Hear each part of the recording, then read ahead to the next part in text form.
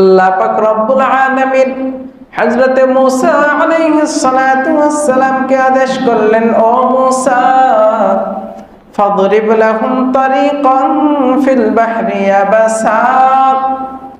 ও মূসা, তোমার সামনে যে সমুদ্র আছে, তুমি ওই সমুদ্রের কিনারার মধ্যে তোমার লাঠি দিয়ে আঘাত করো। আমি আল্লাহ এই সমুদ্রের মধ্যে শুষ্ক, একেবারে শুকনা রাস্তা তৈরি করে দিব। সুবহানাল্লাহ।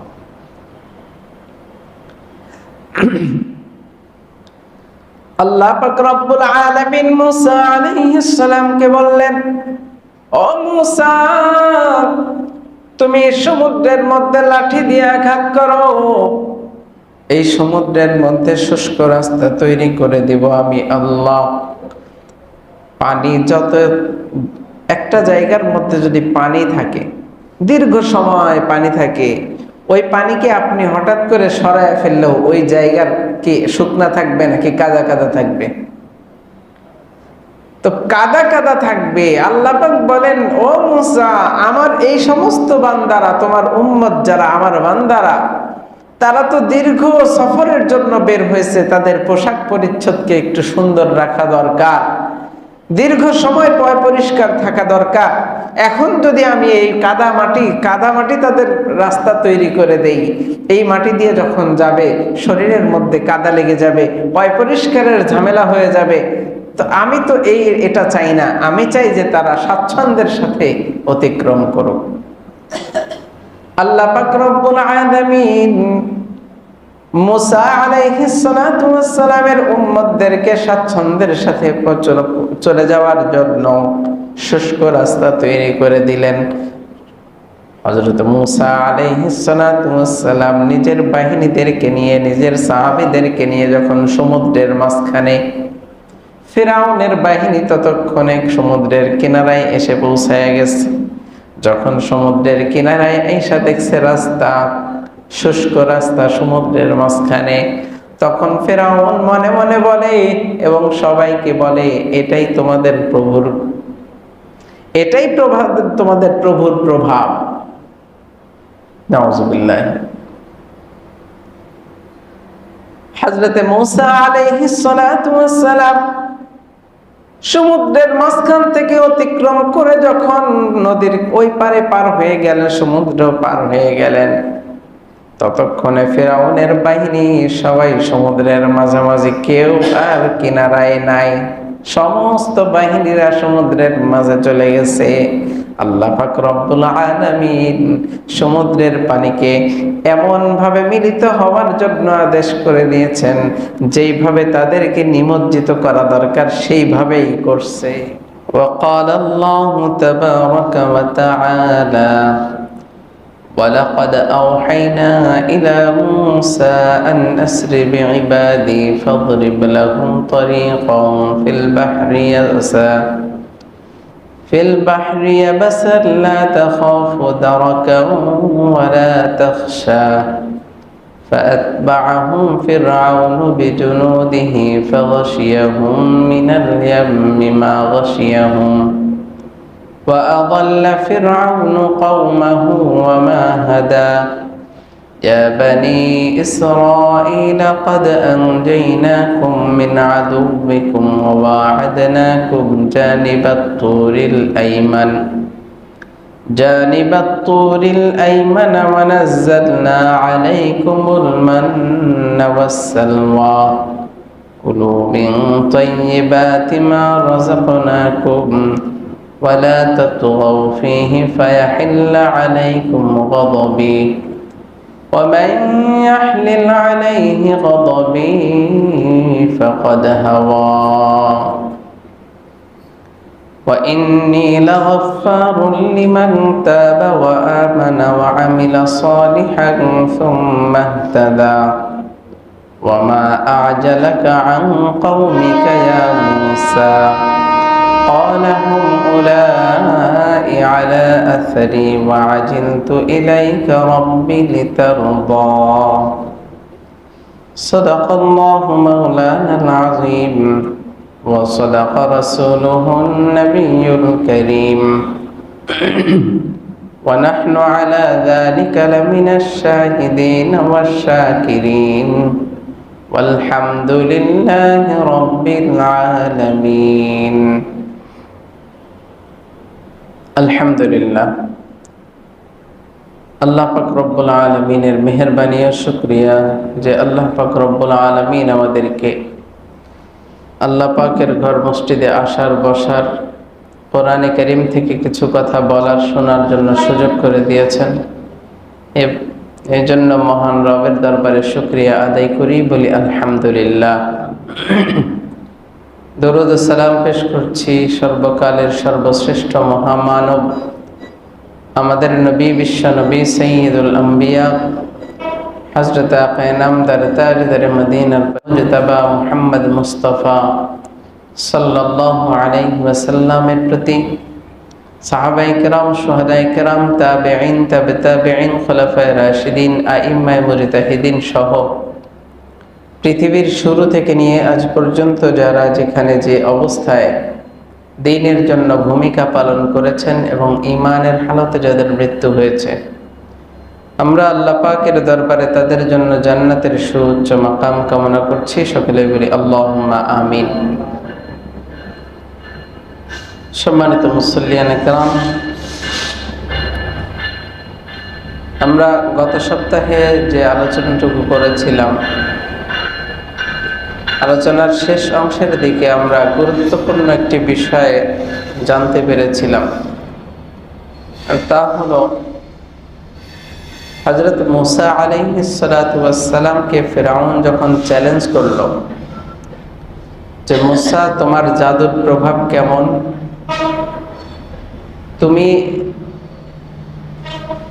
একটা ময়দান নির্বাচন করো, একটা সময় নির্ধারণ করো, যেই সময় যেই ময়দানে তোমার সাথে আমার মোকাবেলা হবে।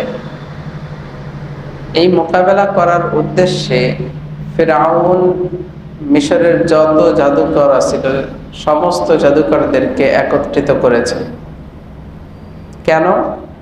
যাতে করে মূসা আলাইহিস সালাতু ওয়াস সালামকে পরাজিত করতে পারে। আল্লাহ পাকের কুদরতি ভাবে হযরত মূসা আলাইহিস সালাতু ওয়াস সালামকে যেই মুআজিজা দুইটি দেওয়া হয়েছিল, এই মুআজিজার একটি মুআজিজা ছিল লাঠি। যখন ময়দানের মধ্যে সবাই উপস্থিত হয়ে গেল, সারা দেশের মানুষ একত্রিত হয়ে গেল, তখন জাদুকরদেরকে জাদুর প্রভাব দেখানোর জন্য ফিরআউন বিভিন্ন কথাবার্তা বলে উদ্বুদ্ধ করতেছিল যে তোমরা যদি মূসাকে দমন করতে পারো, মূসার উপরে বিজয় লাভ করতে পারো, তাহলে তোমাদেরকে আমার নিকটবর্তী বানাইয়া নিব। একটা পর্যায়ে গিয়ে জাদুকররা জাদু শুরু করবে। এখন জিজ্ঞেস করতেছে মূসা আলাইহিস সালাতু ওয়াস সালামকে যে, ও মূসা, জাদু কি তুমি শুরু করবা নাকি আমরাই শুরু করব? মূসা আলাইহিস সালাতু ওয়াস সালাম বললেন যে তোমরাই শুরু করো। তারা তাদের জাদু শুরু করলো। কিছু লাঠি, কিছু রশি, এগুলো ছিল তাদের জাদুর আসবাব। সেগুলো যখন ময়দানের মধ্যে ছেড়ে দিল, মূসা আলাইহিস সালাতু ওয়াস সালামকে আল্লাহ পাক রব্বুল আলামিন মূসা আলাইহিস সালাম সম্পর্কে বলেন, মূসা দেখে মনে করলো যে এগুলো সাপ হয়ে তার দিকে আক্রমণ করতে আসছে বা সাপ হয়ে কিলবিল কিলবিল করতেছে। আল্লাহ পাক বলেননি ওগুলাই সাপ। আল্লাহ পাক বলছেন মূসা মনে করলো যে এগুলো সাপ, এই মনে করে ভিতরে ভিতরে একটু অস্বস্তি বোধ করলো।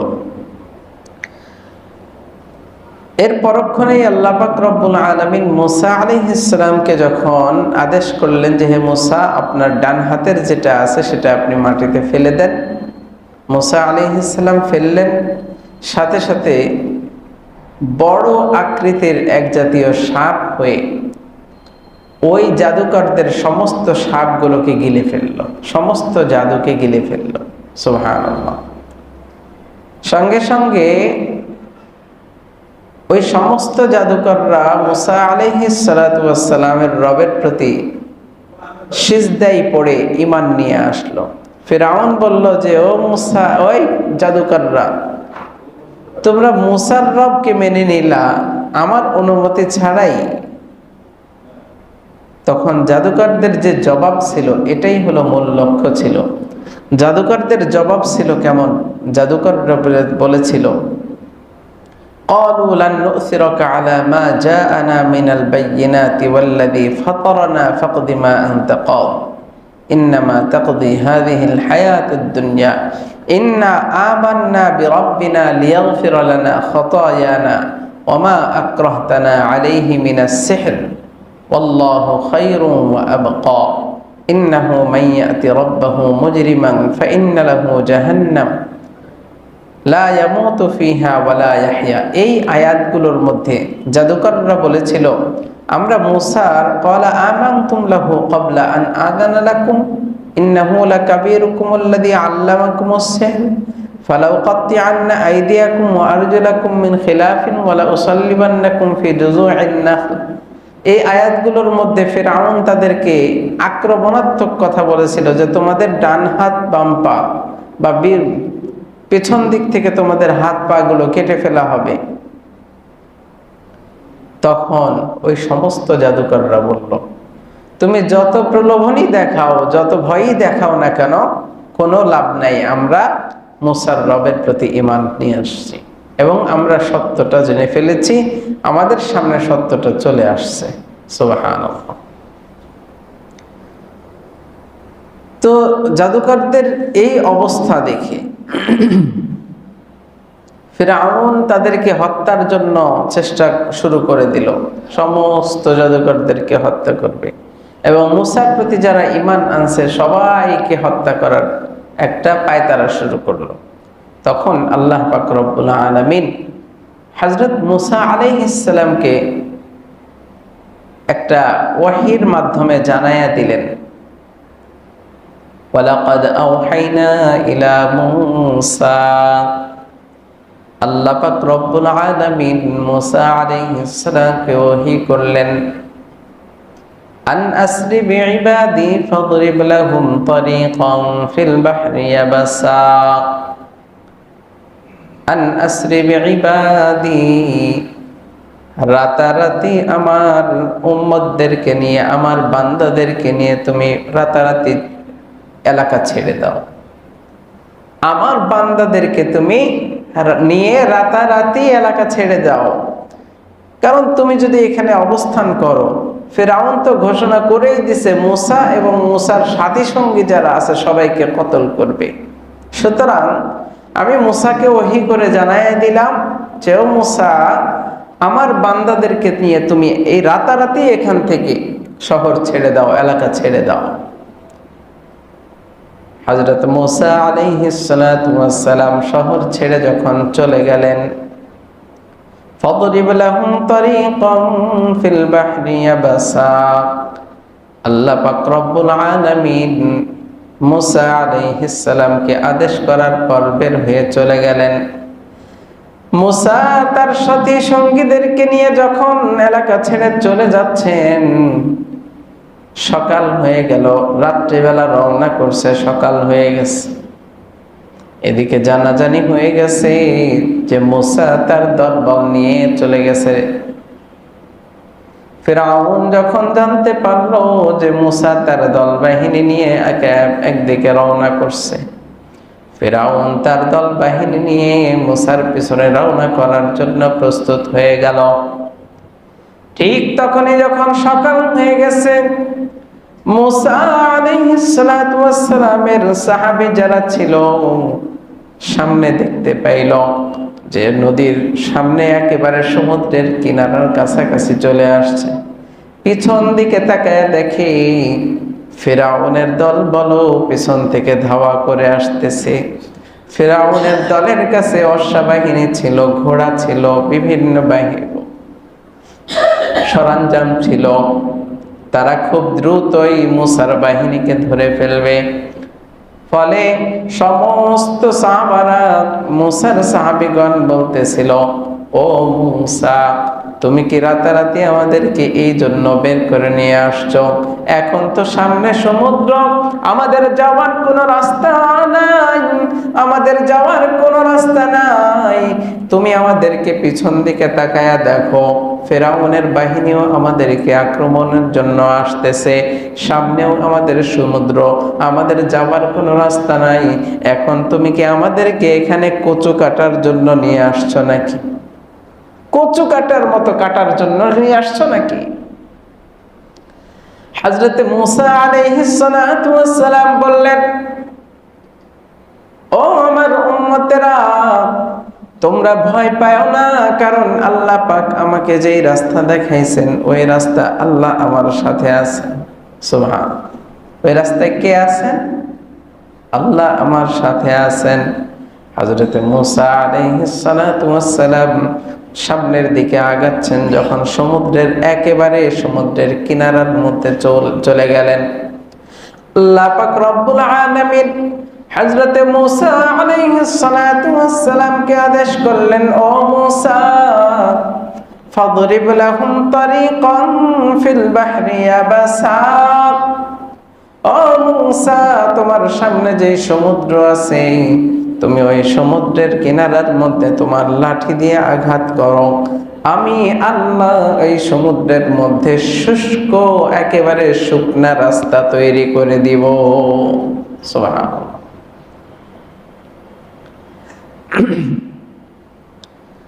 আল্লাহ পাক রব্বুল আলামিন মূসা আলাইহিস সালামকে বললেন, ও মূসা, তুমি সমুদ্রের মধ্যে লাঠি দিয়ে আঘাত করো, এই সমুদ্রের মধ্যে শুষ্ক রাস্তা তৈরি করে দিব আমি আল্লাহ। পানি যত, একটা জায়গার মধ্যে যদি পানি থাকে, দীর্ঘ সময় পানি থাকে, ওই পানিকে আপনি হঠাৎ করে সরায় ফেললেও ওই জায়গার কি শুকনা থাকবে নাকি কাদা কাদা থাকবে? তো কাদা কাদা থাকবে। আল্লাহ পাক বলেন, ও মূসা, আমার এই সমস্ত বান্দারা, তোমার উম্মত যারা আমার বান্দারা, তারা তো দীর্ঘ সফরের জন্য বের হয়েছে, তাদের পোশাক পরিচ্ছদকে একটু সুন্দর রাখা দরকার, দীর্ঘ সময় পয় পরিষ্কার থাকা দরকার। এখন যদি আমি এই কাদা মাটি তাদের রাস্তা তৈরি করে দেই, এই মাটি দিয়ে যখন যাবে শরীরের মধ্যে কাদা লেগে যাবে, পয় পরিষ্কারের ঝামেলা হয়ে যাবে। তো আমি তো এটা চাই না, আমি চাই যে তারা স্বাচ্ছন্দ্যের সাথে অতিক্রম করুক। আল্লাহ পাক রব্বুল আলামিন মূসা আলাইহিস সালাতু ওয়াস সালামের উম্মতদেরকে স্বাচ্ছন্দ্যের সাথে চলে যাওয়ার জন্য শুষ্ক রাস্তা তৈরি করে দিলেন। হযরত মূসা আলাইহিস সালাতু ওয়াস সালাম নিজের বাহিনীদেরকে নিয়ে, নিজের সাহাবীদেরকে নিয়ে যখন সমুদ্রের মাঝখানে, ফিরাউনের বাহিনী ততক্ষণে সমুদ্রের কিনারায় এসে পৌঁছায় গেছে। যখন সমুদ্রের কিনারায় এসে দেখছে রাস্তা, শুষ্ক রাস্তা সমুদ্রের মাঝখানে, তখন ফিরাউন মনে মনে বলে এবং সবাইকে বলে, এটাই তোমাদের প্রভুর, এটাই তোমাদের প্রভুর প্রভাব। নাউযুবিল্লাহ।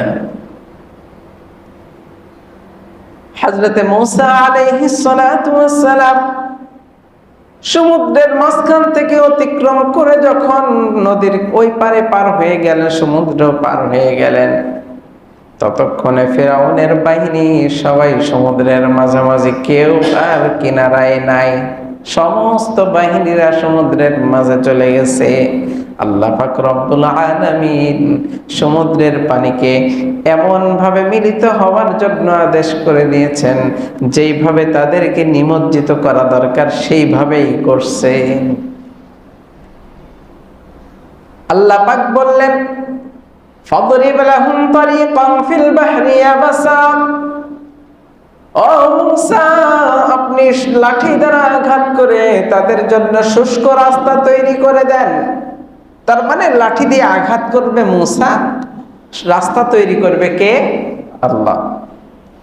লা তাখাফু দারাকা।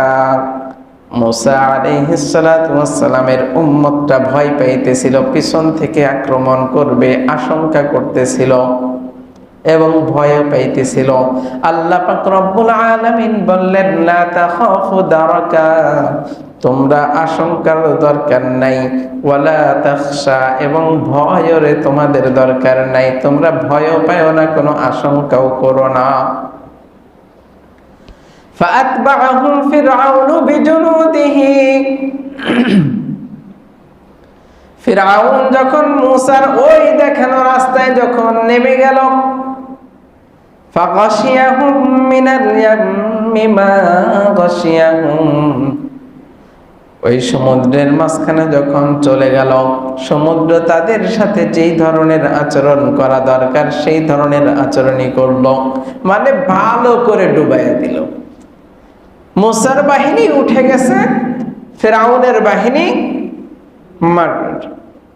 পানির নিচে ডুবে গেছে।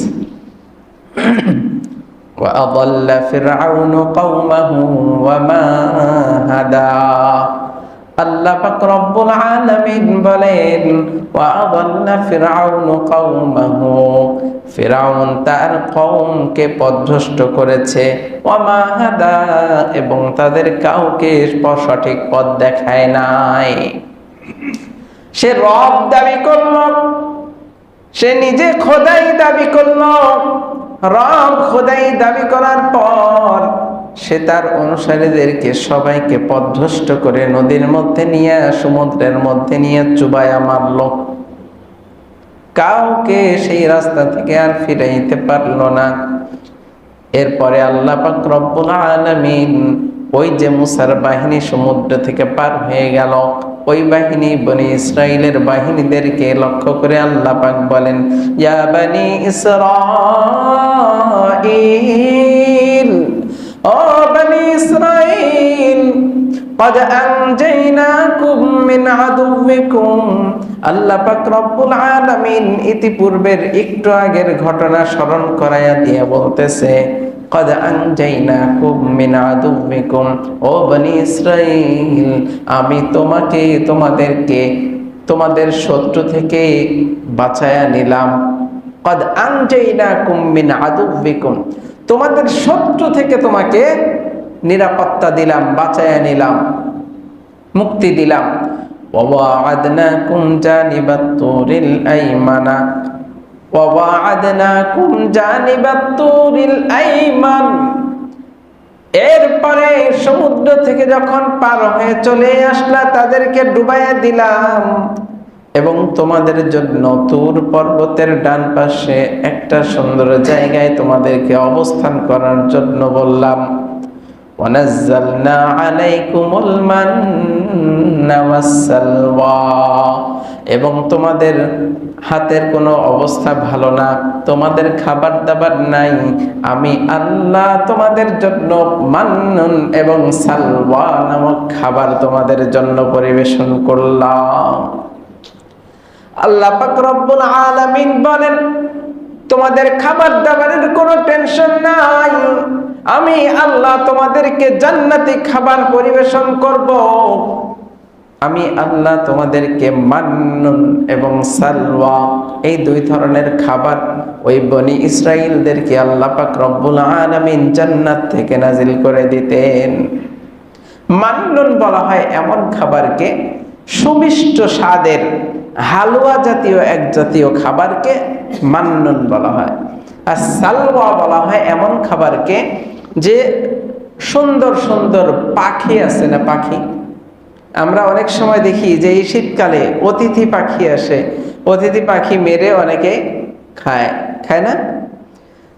তো আল্লাহ পাক রব্বুল আলামিন জান্নাত থেকে ওই কিছু ব্যতিক্রম ধর্মী কিছু পাখি, সুস্বাদু খাবার তাদেরকে ভুনা করে করে জান্নাত থেকে পরিবেশন করছেন। সুবহানাল্লাহ। আল্লাহ পাক রব্বুল আলামিন জান্নাত থেকে খাবার পরিবেশন করলেন তাদেরকে। এরপরে আদেশ করে দিলেন, কুলু মিন তাইয়্যিবাতি মা রাযাকনাকুম, তোমরা তোমাদেরকে যে রিজিক দিলাম সেখান থেকে ভালো ভালো খাবারগুলো তোমরা খাও। ওয়ালা তাতগাউ ফীহি, এবং এই খাবারের ক্ষেত্রে তোমরা কোনো সীমা লঙ্ঘন করো না। ফায়াহিল্লা আলাইকুম গাদাবি, যদি তোমরা সীমা লঙ্ঘন করো তাহলে তোমরা আমার ক্রোধের মধ্যে নিপতিত হবা। ওয়ামান ইয়াহলিল আলাইহি গাদাবি ফাকাদ হাওয়া, আর যে ব্যক্তি আমার রাগের মধ্যে নিপতিত হয়ে যায়, আমার ক্রোধে নিপতিত হয়, আমার রাগ যাদের উপরে চড়াও হয়ে যায়, ফাকাদ হাওয়া, তারা কোনো সঠিক রাস্তা পাবে না, তাদের ধ্বংস অনিবার্য, তাদের ধ্বংস অনিবার্য। কুলু মিন তাইয়্যিবাতি মা রাযাকনাকুম, তোমাদেরকে হালাল রিজিক যেটা দেওয়া হয়েছে তোমরা সেখান থেকে ভালো ভালোগুলো খাও। ওয়ালা তাতগাউ ফীহি, তোমরা এখানে সীমা লঙ্ঘন করো না। আমরা অনেকেই দেখি বিয়ের দাওয়াত, তারপরে বিভিন্ন দাওয়াতে সেন্টারে যাই না, সেন্টারে যাওয়ার পরে আমি খাইতে পারবো কতটুকু এটার চাইতে আমার নেওয়া লাগবে কতটুকু এটার গুরুত্ব বেশি। আমি খাবো কতটুকু এটার চাইতে আমার নিতে হবে কতটুকু এটার গুরুত্ব বেশি। আমি সাধারণত সেন্টারে যাই না, খুব কম, একেবারে কম। একবার গেছিলাম, একজন আমার পাশের টেবিলে, পাশের চেয়ারে বসছিলেন। আমি তার খাবারের অবস্থা দেখে আমার কাছে মনে হয়েছে যে আসলে উনি স্বাস্থ্যমস্ত দেখে মনে হয়েছে যে খাইতে পারবে, নিচে আলহামদুলিল্লাহ। কিন্তু দেখলাম উনি প্লেট ভর্তি করে প্রথমে রাইস নিল, রাইস নেওয়ার পরে রোস্ট নিল, রোস্টগুলো ঠিকই খাইলো, কিন্তু রাইসগুলো জায়গায় রেখে আস্তে করে উঠে চলে আসলো। এটা সীমা লঙ্ঘন, এটার জন্য আপনার জবাব দিতে হবে। আপনি মনে করতেছেন আপনি সেখানে দাওয়াতে গিয়ে 1000 টাকা দিয়ে আসছেন, আপনি টাকা দিয়ে আসছেন বিদায় আপনি খাবার নষ্ট করে আসবেন। এই রিজিক নষ্ট করার অনুমতি আপনাকে কে দিল? সীমা লঙ্ঘন করা যাবে না। ওই যে বনি ইসরাইলদেরকে আল্লাহ পাক জান্নাত থেকে খাবার পরিবেশন করছিলেন, আল্লাহ পাক বলছিলেন তোমরা যা খাও খাও, ভালোগুলো খাও, যেটা তোমাদের ভালো লাগবে না সেটা ফেলে দাও, সেটা চলে যাবে, অটোমেটিক্যালি চলে যাবে। কিন্তু তারা, বনি ইসরাইলের জাতি, তারা চিন্তা ভাবনা করলো এই বেলায় আসছে এত সুন্দর সুন্দর খাবার, আমরা যদি খাবারগুলো পরবর্তীতে আর না পাই, ওই জন্য তারা জমানো শুরু করলো। তারা কি করছে? জমানো শুরু করে দিছে। আল্লাহ পাক রব্বুল আলামিন তাদের এই জমানোর কারণে তাদের প্রতি মান্না সালওয়া বন্ধ হয়ে গেছে।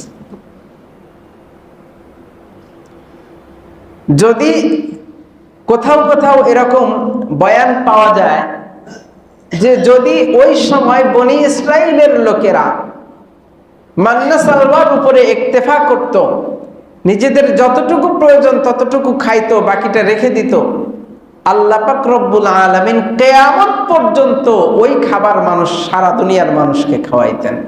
সুবহানাল্লাহ। কিন্তু তাদের সীমা লঙ্ঘন ছিল, কারণ মানুষ নিতে আগ্রহী বেশি, নিতে আগ্রহী বেশি। অন্য আরেকটি সূরার মধ্যে হযরত মুসা আলাইহিস সালাতু ওয়াস সালাম সম্পর্কেই আরেকটি কথা আসছে, ইন্নাল ইনসানা খুলিকা হালুআ, মানুষের চাহিদা কতটুকু, যে মানুষ যতক্ষণ নিতেই থাকে নিতেই থাকে নিতেই থাকে, তার পোটলা ভরে যায়, তারপরেও মনে হয় যে পোটলাটা ছোট হয়ে গেছে। যতটুকু খাবার সেখান থেকে সে নিচ্ছে, ওইটুকু খাবার তার মতো 2টা ফ্যামিলি খাইতে পারবে, তারপরেও তার কাছে মনে হচ্ছে কি যে আমার পোটলাটা আর একটু বড় হইলে ভালো হইতো। এরকম মানসিকতার লোক আছে না নেই? আছে, অসংখ্য আছে। আল্লাহ পাক আমাদেরকে ওই সমস্ত বদগুণ থেকে হেফাজত করেন। তো আল্লাহ পাক বললেন কুলু মিন তাইয়্যিবাতি মা রাযাকনাকুম, তোমাদেরকে যে পবিত্র রিজিক দেওয়া হয়েছে সেখান থেকে খাও, তোমরা সেখানে সীমা লঙ্ঘন করো না। সাবধান, যদি সীমা লঙ্ঘন করেই থাকো তাহলে আমি আল্লাহর গজব, আমি আল্লাহর রাগ তোমাদের উপরে নিপতিত হবে। আর আমার রাগ যার উপরে নিপতিত হয়, আমার গোস্বা যার উপরে নিপতিত হয়, সে কখনো টিকে থাকতে পারে না, ধ্বংস হয়ে যায়। এরপরে আল্লাহ পাক রব্বুল আলামিন হযরতে মুসা আলাইহিস সালাতু ওয়াস সালামকে ডাক দিলেন, ও মুসা, আপনি আসেন অমুক জায়গায়, আপনার সাথে কথা আছে। আপনি আসেন, আপনার দলবল নিয়ে আসেন, আপনার সাথে কথা আছে, আপনি ওখানে আসেন। মুসা আলাইহিস সালাম একেবারে অতি আগ্রহ দেখায়া এমন দৌড় দিছে যে আল্লাহ পাক আমারে ডাকছে, আল্লাহর সাথে কথা বলতে হবে। জাতিকে ফেলাইয়া রেখা চলে গেছে আল্লাহর কাছে, সুবহানাল্লাহ। তো জাতিরে ফেলায় রেখে আল্লাহ পাকের কাছে সদা কথা বলার জন্য যে দৌড় দিছে, আল্লাহ পাক বলতেছেন, ওয়া ইন্নী লাগাফফারুল লিমান তাবা ওয়া আমানা ওয়া আমিলা সালিহান সুম্মা ইহতাদা। সরি, এর আগের একটা আয়াতের ছুটে গেছে, ওয়া ইন্নী লাগাফফারুল লিমান তাবা ওয়া আমানা ওয়া আমিলা সালিহান সুম্মা ইহতাদা। আল্লাহ পাক রব্বুল আলামিন ওই যে বনি ইসরাইলকে বললেন, আমার ক্রোধে যারা পড়ে তারা ধ্বংস হয়ে যায়, কিন্তু আমার ক্রোধ থেকে বাঁচার উপায় কি? ওয়া ইন্নী লাগাফফারুন, যে ব্যক্তি আমার কাছে ক্ষমার জন্য, লিমান তাবা, আমার কাছে ক্ষমার জন্য যারা তওবা করে, আমার কাছে ক্ষমার জন্য কি করে? তওবা করে। ওয়া আমানা, এবং ঈমান আনে, ওয়া আমিলা সালিহা, এবং সৎ আমল করে, সুম্মা ইহতাদা, অতঃপর সে ওই অটল অবিচল থেকে সৎ পথের উপরে। আল্লাহ পাক কি বলছেন? যারা ক্ষমার উদ্দেশ্যে আমার কাছে তওবা করে এবং ঈমান আনে, সৎ আমল করে, সুম্মা ইহতাদা, অতঃপর ওই আমলের উপরে, ওই সৎ কাজের উপরে অটল অবিচল থাকে, ওই পথকে ধরে রাখে, সেই হলো হেদায়েত প্রাপ্ত। তো এখানে একটা কথা স্পষ্ট করা দরকার। আল্লাহ পাক বললেন লিমান তাবা ওয়া আমানা, তওবা করবে এবং ঈমান আনবে। তো যেই ব্যক্তির ঈমান নাই, যেই ব্যক্তির ঈমান নাই, তার দ্বারা গুনাহ হইলেই কি না হইলেই কি? ঈমান ছাড়া গুনাহ হইলেই কি আর না হইলেই কি? সমান। তো এখানে আল্লাহ পাক রব্বুল আলামিন তওবার কথা যেহেতু বলছেন, তার মানে কোন মুসলিম ব্যক্তি, কোন ঈমানদার ব্যক্তি ভুল করছেন, এই জন্য তাকে তওবার কথা বলছেন। তো তওবার কথা বললেন, পরবর্তীতে বললেন ঈমান আনার জন্য। তাহলে কি সেই ঈমানদার ছিল না? কথা বলেন, ঈমানদার ছিল না? অবশ্যই ঈমানদার ছিল। ঈমানদার থাকার পরে গুনাহ হয়ে গেছে, তাওবা করতে বলছেন আল্লাহ পাক। এরপরে আল্লাহ পাক বলেন যে তোমার ঈমানটাকে আরেকটু রিফাইন করো, তোমার ঈমানটাকে নবায়ন করো, তোমার ঈমানটাকে তুমি নবায়ন করো, তাহলে তোমার সঠিক পথ পাইবা। এরপরে আল্লাহ পাক বলছেন, ওই যে মুসা আলাইহিস সালামকে আসতে বললেন, ওমা আজালাকা আন কওমিকা ইয়া মুসা, ও মুসা, আপনি যে দৌড়ায়া তো তাড়াহুড়া করে আসছেন, আপনার দলবল কই? আপনি যে দৌড় দিয়ে চলে আসলেন, আপনার দলবল কই? এত তাড়াহুড়া করলেন কেন? আল্লাহ পাক রব্বুল আলামিনের এই প্রশ্নে মুসা আলাইহিস সালাতু ওয়াস সালাম জবাব দিচ্ছেন, ক্বাল হুম উলাই আলা আসারি, তারা আমার পিছনে পিছনে আসতেছে, ওয়া আজিলতু ইলাইকা রাব্বি লিতারদা, আমি তাড়াহুড়া এই জন্য করছি যাতে আপনার ডাকে তাড়াতাড়ি আসলে আপনি একটু সন্তুষ্ট হন। সুবহানাল্লাহ। আপনার ডাকে যেহেতু আমি একটু তাড়াতাড়ি আসছি, আমার তাড়াতাড়ি আসার কারণটা হলো যে আপনি যেন একটু সন্তুষ্ট হয়ে যান। সুবহানাল্লাহ। যখন মুসা আলাইহিস সালাতু ওয়াস সালামের সাথে আল্লাহ পাকের কথাবার্তা কমপ্লিট, শেষ সময় আল্লাহ পাক রব্বুল আলামিন মুসা আলাইহিস সালামকে একটা সংবাদ দিলেন, দুঃসংবাদ। দুঃসংবাদটা কি? قال فإنا قد فتنا قومك من بعدك وأضلهم السامري, আল্লাহ পাক রব্বুল আলামিন হযরতে মূসা আলাইহিস সালাতু ওয়াস সালামকে ওই কথাবার্তা শেষ হওয়ার পরে একটা দুঃসংবাদ দিলেন। দুঃসংবাদটা ছিল এমন, আপনি যে আপনার উম্মতকে ফেলে আসছেন, ক্বালা ফাইন্না ক্বাদ ফাতান্না কওমাক, আপনার উম্মতকে যে আপনি পিছনে ফেলে আসছেন, মিন বাদিকা, আপনার পিছনে, ওয়া আদাল্লাহুমুস সামিরী, আপনার উম্মতকে তো সামিরী নামের একজন ব্যক্তি তাদেরকে পথভ্রষ্ট করে ফেলছে। আপনার উম্মতকে আপনি রেখে যে তাড়াহুড়া করে চলে আসছেন, আপনার উম্মতকে সামিরী নামক একজন ব্যক্তি পথভ্রষ্ট করে ফেলছে।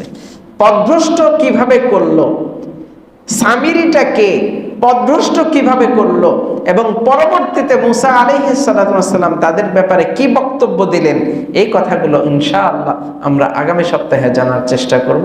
ওয়া মা তাওফীকি ইল্লা বিল্লাহ।